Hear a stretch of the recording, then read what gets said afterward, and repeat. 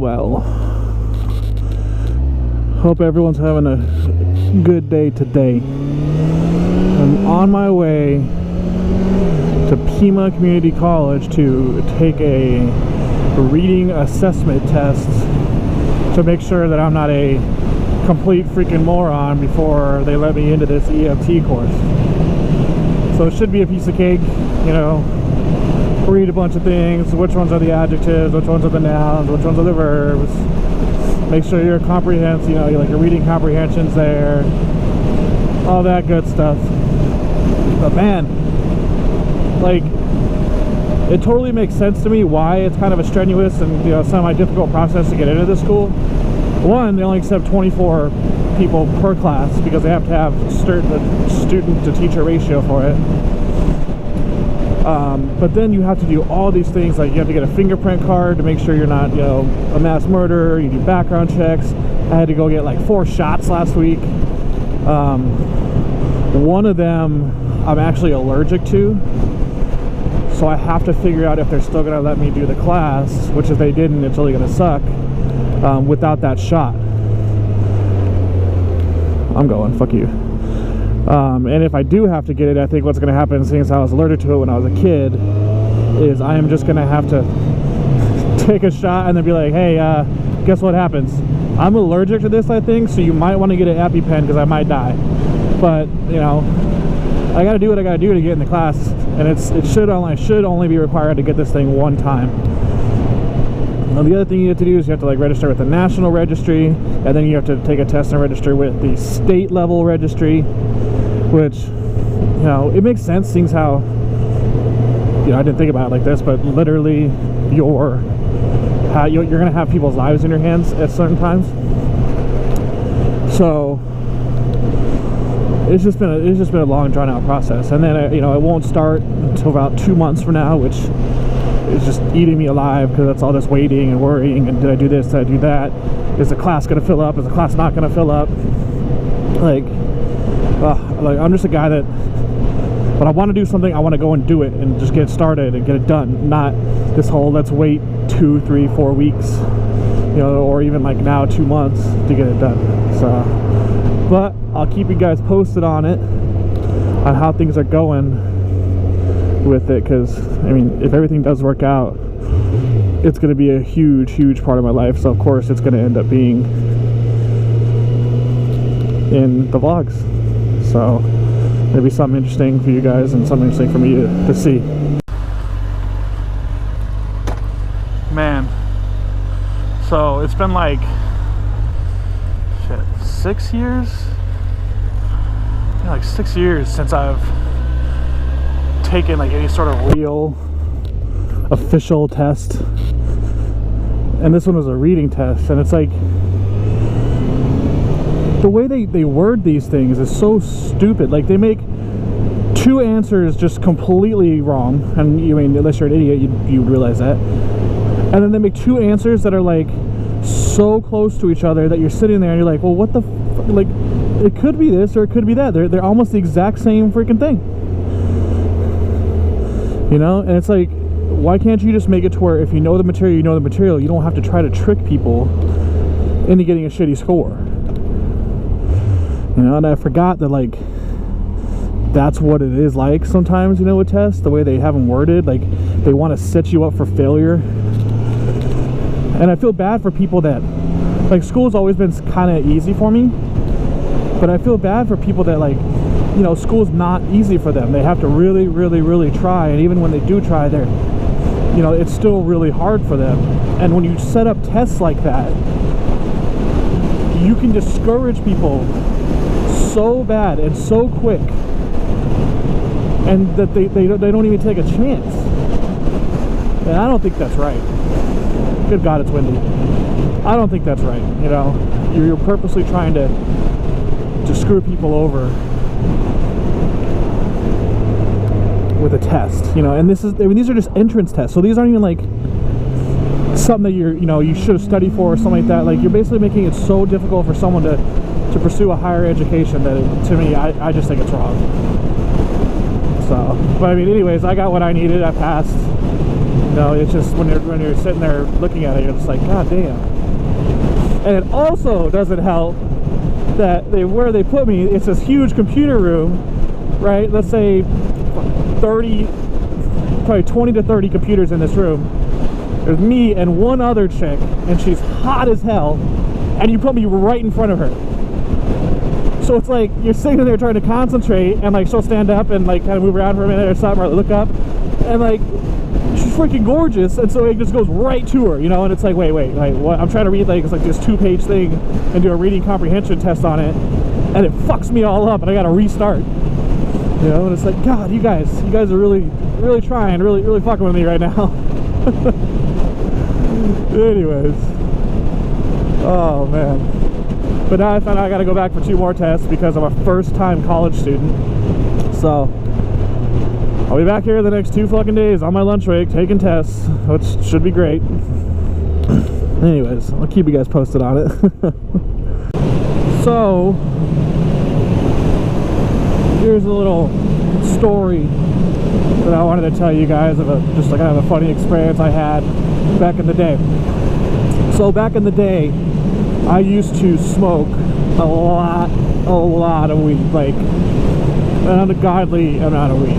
Okay, like if you think you smoke a lot, you might be there, but chances are you had nothing on me from like 17 years old all the way to probably about 23, 24. I used to smoke a lot. And so I had friends that lived up in Phoenix, and they wanted, I went up there and visited them and stuff, and they wanted to go and pick up some weed. The only issue is at the time we didn't have a car, because we spent all our money on freaking weed, but we didn't have a car, and so we had to take what's called the Metro up there in Phoenix, which, for those of you that don't know what that is, it's basically, a streetcar, a little train that goes and takes you places. And so we're like, all right, we found this person that had, the weed we want. We were buying a lot. I think we were buying like 4 ounces between all of us. There was 3 of us. And we ride it up there, go there, we smoke, pick the weed up, hang out for a little while, and we decided to ride the Metro back. Or we had no choice, actually, we didn't decide, but we decided to ride the Metro back. And I looked at my friend, and I was like, trying to be like the cool guy, like, hey, I've already got busted for weed one time, you guys haven't, there's no need for you guys to have the weed on you if you don't need it. Just give it to me, I'll hold it. So I take it, and I stuff all 4 ounces of this Mersh, which is basically just regular brick weed, that you'd roll blunts with. And this was back in the day, so it wasn't like it is now with all the dro. So I'm like, hey, just give it to me, stuff in my pockets. And this stuff, it's not like really great, like, oh my god, you can smell crazy weed, but if you have 4 ounces of this stuff, you've got it smells no matter what. And so we're sitting there chilling, and it's like a 45-minute to an hour ride, and they have what's called the Metro Police, which are basically full-blown police officers that ride the Metro and stuff like that, to make sure that there's no problems, make sure, sometimes they'll check your fare, if you need a little card, see if you paid or not, but they're full-blown cops. And we're sitting there, and we see in the car in front of us, and the way the car is set up, you can kind of see in the car in front of you, see in the car behind you, it's like a subway. And we see in the car in front of us that 3 Metro police officers get on. And we're like, well, shit, damn it. And I'm like, whatever, they're on the other train, they're in the car, it's not a big deal. Well, lo and behold, a guy was like a friend of theirs, so that 4th one was at the next stop. And the way the thing stopped, like, he was standing right in front of our car, and he got on our car, which no big deal, he's on the other side, fine. But the other 3 of them see him get on, they're like, oh shit, my buddy, let's go. And so they walk out of that one and get on. So here I am sitting on this train with a felony amount of weed, multiple baggies, so that's intent to distribute, and there's 4 police officers within like 20 feet of me. It's So I'm trying to hold it together, and my friends are sitting across from me, and they're acting like they don't fucking know me. And so the one guy comes up, and I'm wearing a shirt with, I forget what it was, you know, I don't know what it was, but the cop looked at me and started talking to me about my shirt. I forget what, I wish I remembered what it was. And we're having a conversation, and he's like buddy with me, and then he sits down, you know, like the thing like kind of by me, and just bullshitting, and he goes to get off the next stop, and he looks at me and goes, "You might want to spray some cologne or something on you, buddy." And he gets off the train, and like, I don't, you know, you've had those moments where your heart just fucking drops out the bottom of your stomach, and I just look at him and I go, "Oh, yeah, okay, thanks." And he just smiles, shakes his head, and gets off the train. And like, to this day, when I get with those same friends, you know, we talk, whatever, we don't hang out very much anymore because it's such a long time ago, but to this day, we always talk about that time on the metro where I just happened to meet the coolest freaking police officer in all of the Phoenix area. Because if he really wanted to, I would have been fucked. I definitely don't think I'd be here, because that would have been, I would have gone to jail, prison, for sure.